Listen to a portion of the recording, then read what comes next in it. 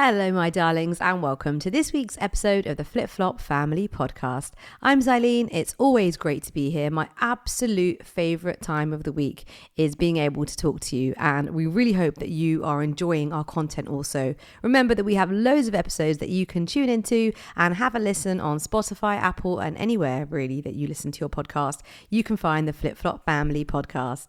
So, how have you been? How's this week been? The weather has been up and down in London. Some days hot, some days cold, you never quite know. But I guess it has been mild. It's just been raining like crazy and super windy. Actually, this week marked the first day that I've worn my woolly hat in a very long time. I am such a woolly hat girl. I absolutely love it. I really try not to buy more because I have so many, but I just love them. You know, it hides your messy hair, hides your greys if you're getting on a bit, and it just keeps you warm. And if your head's warm, then your whole body's warm, right? I mean, that's what my mum always told me growing up. Keep your feet warm and keep your head warm and you'll be okay. In fact, my mum was one of those people that really bundled us up as kids.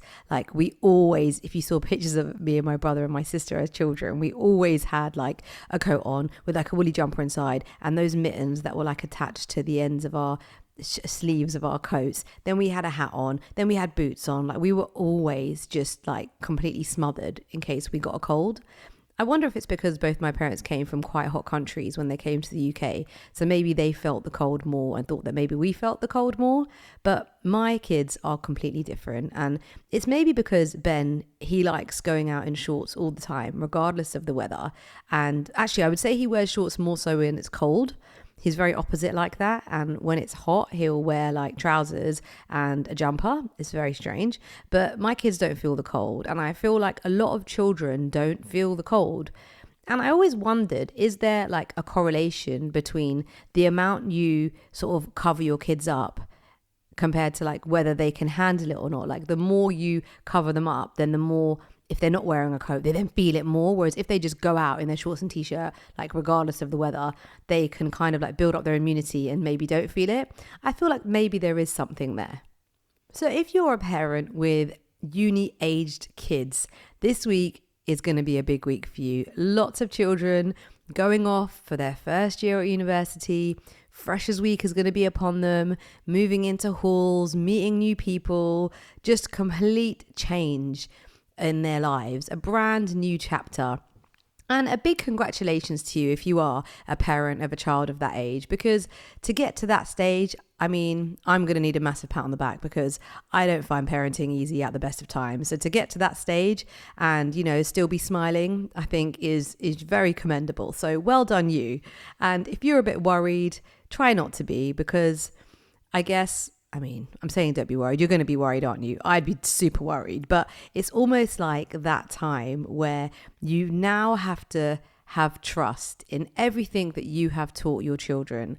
All those years of nagging to pick up their dirty washing, to wash up their dishes, to brush their teeth for a certain number of minutes. All those things that you have taught your kids over the years.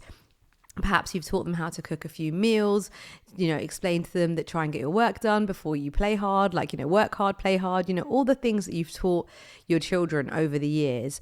I feel like when they go off, whether it's to university, whether it's to go and just live on their own, perhaps they're doing an apprenticeship, maybe they're going to have a gap year and work abroad or just go traveling.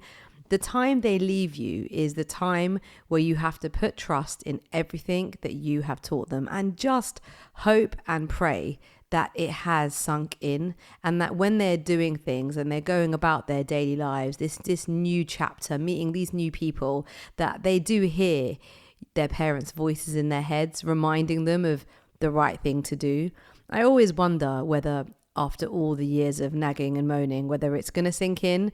And I really, really hope that it will, because otherwise it would have all been done in vain. But I really hope it does. And I hope it does for you if you are one of those people, or perhaps you have nieces and nephews that are going off to uni, or maybe just friends' kids that you know of that are going off. I just think it's such a special and magical time.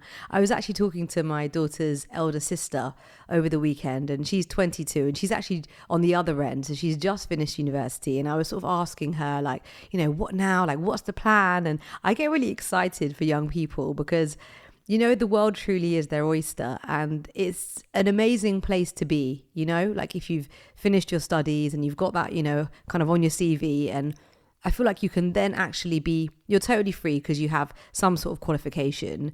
And then you can decide either to go into the workplace straight away, or to take a break, or to maybe explore some other avenues before you sort of get serious. I remember when I qualified at the age of 20 because I'm a summer baby. So I turned 21 after I'd finished uni, and I'd become an occupational therapist.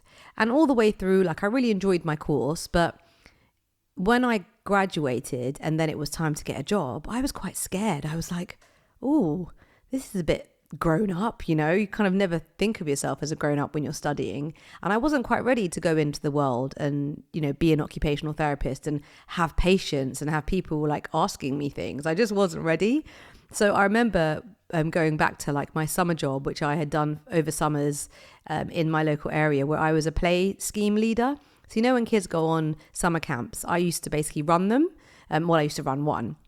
And I remember going back to doing that when I finished uni, like running summer camps and doing after school clubs, because I just loved hanging out with kids, and like I loved doing arts and crafts with them. And I used to make the snack and plan activities, and I really enjoyed it. And that was kind of my soft launch, or my soft start into the world of being a grown up. And then I slowly, after a few months, went and became an occupational therapist and got a job.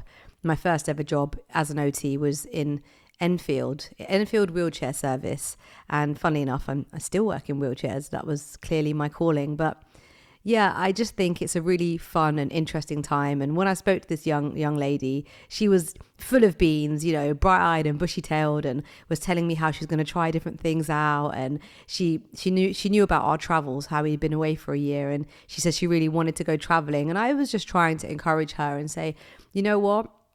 The most important thing, of course, I can understand that money will be a driving force, but particularly if you have been to university and spent loads of money to do the course, you'll be thinking about how you can make that money back to pay it off. But I tried to give her a bit of advice, and I said, just try lots of different things when it comes to work, and try and think of which one really makes you feel happy, the one that you are most passionate about, and run with it. Because as we've talked about in previous podcast episodes, where we've talked about ikigai and that kind of balance of having a job or a purpose that you absolutely love, basically means you're winning at life. And I think if you have that in your mind, like I wish someone sort of gave me that advice when I was younger, to do something that really makes you tick, really makes you want to jump out of bed and get excited about it, like you don't want to miss it. I have a few friends and family who are doing things that they really love. And that's often my question when I ask people what they do or what they've been doing, I then say, oh, do you enjoy it? And they're like, yeah. And then I'm like, are you happy? And they're like, yeah. And I'm like, that's amazing. Like, good for you. Like we want people around us to be happy, don't we? We want them to be enjoying what they do day in, day out, because at the end of the day, we all have to work and we all have to earn. So if we can do it with a spring in our step and be really happy, a bit like, I'm just thinking of as I'm saying this, the Seven Dwarfs, was it when I whistle when we work? That little song, like we just want to be happy when we work. That's all we want. So that was quite nice. So yeah, good luck to you if you have children that are going off to university, and I hope you've done all your bargain shopping, hitting up Asda and Home Bargains, and Lidl have had loads of deals for sandwich makers and toasters and all that kind of stuff. It is a very exciting time, and although I think a lot of anxiety as well, perhaps for children and parents, but just take a deep breath and go forth and enjoy this next chapter. And make sure you have a plant, because you always need a plant in your house or in your flat or in your halls of residence or even in your room, because plants, they do wonders for our mental health. They're great for some plants are really great for purifying the air. I love plants, if you've listened to previous podcasts, you may know that I am a real plant mummy. And I love plants, and we have loads of plants in our house. And now I'm looking at plants for outdoors. I've got a really nice olive tree by the front door, and I got 2 new plants this week, which I absolutely love. I always send my sister updates, plant alert, and send her a new picture of my plant. And I saw some really beautiful gardens over the weekend. I went into King's Cross and went to the Aga Khan Centre, and I had a lovely tour, and they had lots of beautiful gardens, rooftop gardens there, overlooking Coal Drops Yard. There was the Garden of Light and the Garden of Life, and also Tranquility Garden, really beautiful. And I love plants, I love nature, I love trees, I love water. So it was really beautiful sort of doing that. And every evening we go for a walk, our family, we take everybody out and we go for a little walk around the block after dinner just to kind of work it off and keep as fit as we can.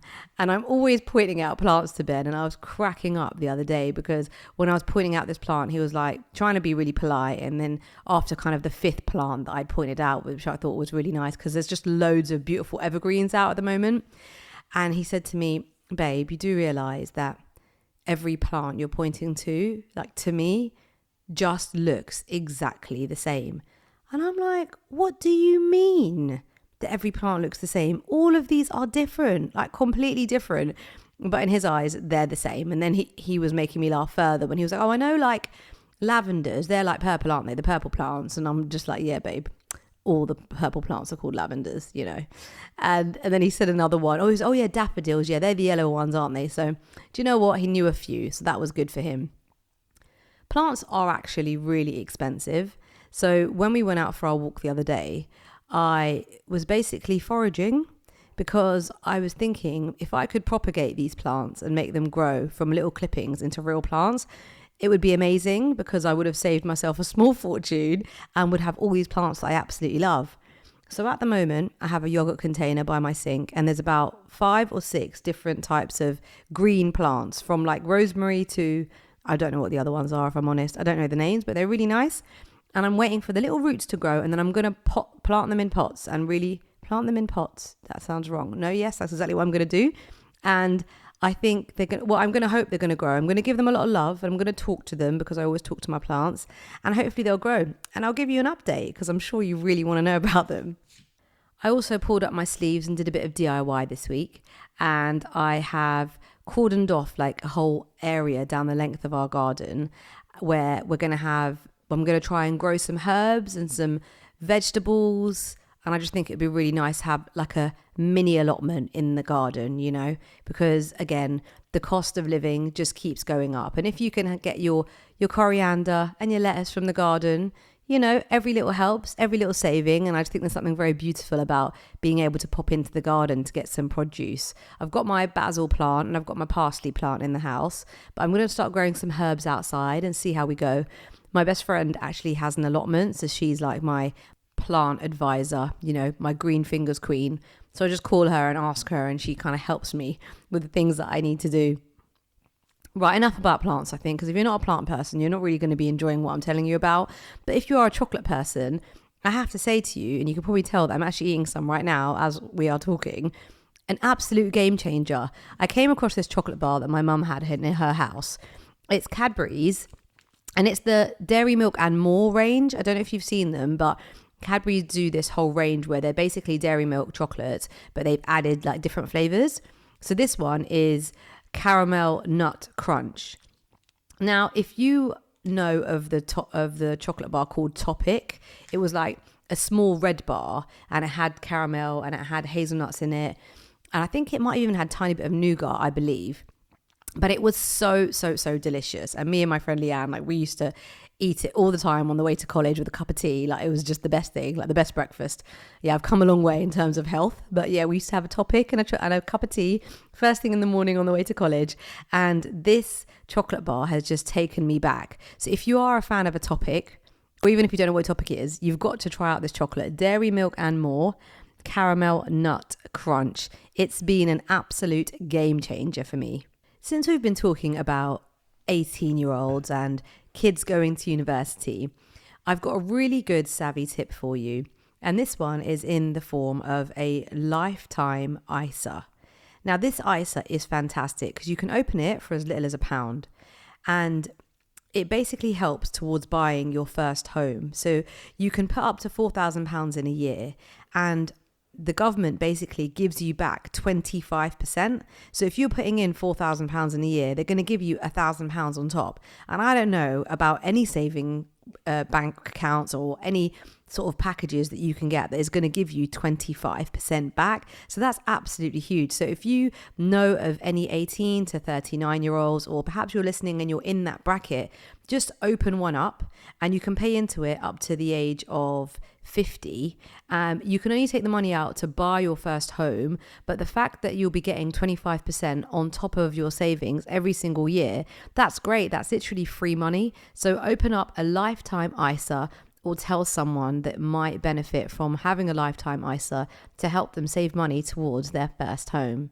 It was a big week for Owen Cooper. You know, that's the little boy who was in Adolescence, and he made history as the youngest ever actor to win the Emmy for Best Supporting Actor in a Limited Series. I mean, that is just fantastic. He was only 14 when Adolescence was filmed, and he's 15 now. And I don't know if you saw his little speech when he collected his Emmy, but he basically said that he had only been doing drama for, a very short time, and he got the chance to sort of audition for this role and he got it. And I think it's just fantastic that he's been able to do that. And I just think it's a lesson for us as parents, and also if children have watched his speech, just to say, anything truly is possible. Like, I think I was brought up kind of with that notion, knowing that no matter what you want, as long as you try really hard, you can achieve it. And I know that maybe isn't necessarily real advice, because there are things that I think I've tried in life that I haven't achieved, but I think overall it's a really good lesson. And I just think it's so important for us to be instilling that in the youngers, for them to know that think about what you want to do, aim for the stars, and make a plan to achieve it. And it's just phenomenal. So a big well done to that Owen Cooper. And if you haven't watched Adolescence, check it out. There's a lot of food for thought in there. I did a little cheeky trip into IKEA this week. It's been a long time. I love IKEA. Ben absolutely hates IKEA. I think he just hates the upstairs bit, like the showroom. He just feels like it never ends. And to be fair, it doesn't end. It kind of goes round and round. But I love it because I'm really into interiors and DIY and just getting a bit of inspo. So it was nice doing an IKEA visit this week after quite a long time. But do you find that when you go to IKEA, you have this kind of habit where you pick up the same things? Like, I cannot leave IKEA without buying 2 things, sometimes 3, but mainly sandwich bags. I no matter how many boxes of sandwich bags at home I have, however many different sizes and types and shapes and colours, I always buy a box of sandwich bags. And I always buy hangers, which is crazy because I don't really buy a lot of clothes. So why do I keep needing hangers, They just keep disappearing. Are you a bit obsessed? Is there something that you always buy at IKEA? Oh, also candles. I didn't actually buy a candle this time, but I definitely bought another pack of hangers and another box of sandwich bags. Yeah, there may be something wrong with me. I'm a little obsessed with them. I think when you like organization and you just see things set out so nicely, you just want that, and you think, if I buy these things, I'm going to be really organized. Doesn't always work out that way, but I think that is the thought process behind this habitual purchasing. Now, it's been absolutely wonderful talking to you today, and I really must end this episode because I have been munching on that Dairy Milk and More bar and a glass of milk like a little kid and absolutely loving it. But I must end so that I stop eating the chocolate. And I always like to end with a song of the week. Now, this is very similar to last week's when Ben mentioned this artist called Dabule. And since he did, I have been listening to all of his songs and really, really enjoying them. It's got a very kind of old school, nostalgic kind of sound. And the track of the week for me is by Dabule, which is Dabeull. And the song is called Day and Night. So thank you to Ben, big shout out, for introducing me to this artist. And I totally recommend it. Remember that all our songs of the week that we've mentioned throughout the whole year, well, it's nearly a year that we've been doing this podcast, you can find all of those songs on our playlist, which is on Spotify and Apple, and it's called the Flip Flop Family Song of the Week. So if you'd like to try out the tunes that we like, or I should say our family soundtrack, then remember to listen to those. As always, it's been great, and I really hope you've been enjoying the podcast too. Please do share it with your friends and family, and write a little message, or perhaps message us on Instagram at the Flip Flop Family, and let us know what you think and how you're doing. We'd love to know. Until next time, we'll see you then. Bye.